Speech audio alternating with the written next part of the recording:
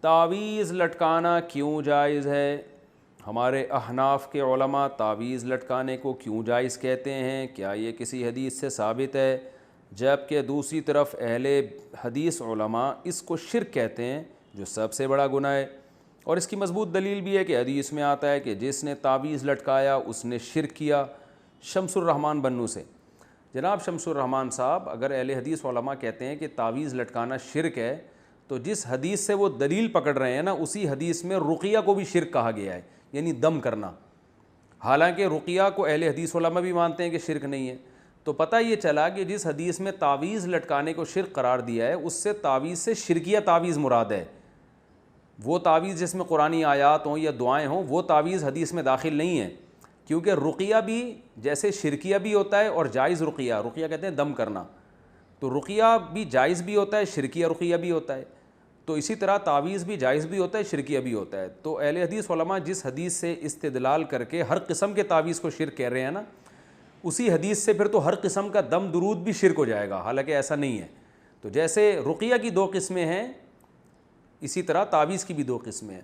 اور ویسے بھی کامن سینس کی بات ہے کہ اگر ایک آدمی کسی پرچی پہ یا اللہ مدد لکھتا ہے، صرف یا اللہ مدد کہتا ہے، صرف اللہ سے مدد مانگی جائے گی یا اللہ مدد، اور وہ کسی کے گلے میں لٹکا دیتا ہے، تو یہ شرک کہاں سے ہو گیا؟ یہ تو عین توحید ہے کہ وہ صرف اللہ سے مدد نہ صرف زبان سے مانگ رہا ہے بلکہ ریٹن میں لکھ کے اس پہ مہر ثبت کر رہا ہے۔ تو یہ کامن سینس کے بھی خلاف ہے کہ ہر قسم کی تعویذ کو شرک قرار دیا جائے۔ باقی تعویذ کے جواز کے دلائل کیا ہیں، اس پر میں مستقل کلپ ریکارڈ کروا چکا ہوں، میں اس کو ابھی ریپیٹ نہیں کروں گا۔ پھر بھی ایک بات ضرور ہے کہ یہ عمل پسندیدہ نہیں ہے، بہرحال یہ ذہن میں رکھیں۔ اللہ سے مدد مانگیں زبان سے، پرچی لکھ کے لٹکانے کی کیا ضرورت ہے، بس زبان سے مدد مانگیں، اس کی زیادہ فضیلت ہے، دعا کی فضیلت ہے۔ جو لوگ تعویذ گنڈوں میں پڑھتے ہیں تو وہ میں نے دیکھا ہے ان کا ایمان بہرحال کمزور ہو جاتا ہے اور وہ اسی میں لگے رہتے ہیں۔ تو اس لیے ہمارے علماء بھی اس کی گنجائش دیتے ہیں کہ اگر لوگوں کو تعویذ نہ دیا جائے تو وہ خالصتاً پھر جاہل پیروں کے پاس جا کے شرکیہ تعویذ لینا شروع کر دیتے ہیں، ورنہ یہ عمل شریعت میں کوئی زیادہ پسندیدہ نہیں ہے۔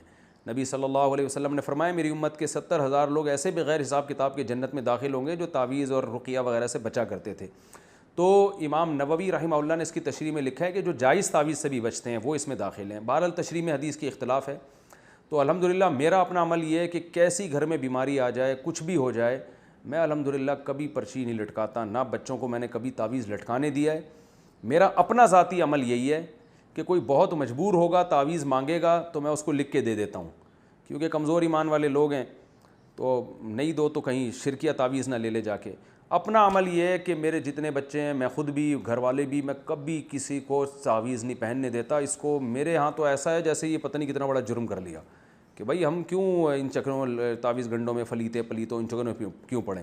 کوئی میں کبھی دیکھتا ہوں بچے اپنے ننیال گئے کہیں، کوئی پرچی تعویذ لٹکا کے لے آیا، ادھر ہی میں ایسے پکڑ کے ایسے کھینچتا ہوں اس کو، بولتا ہوں کچھ بھی ہو جائے، بھلے جن چڑیل بھوت ہی آ جائے، اللہ نہ کرے، بھوت بھی آ جائے گا پھر بھی تعویذ نہیں لٹکانا۔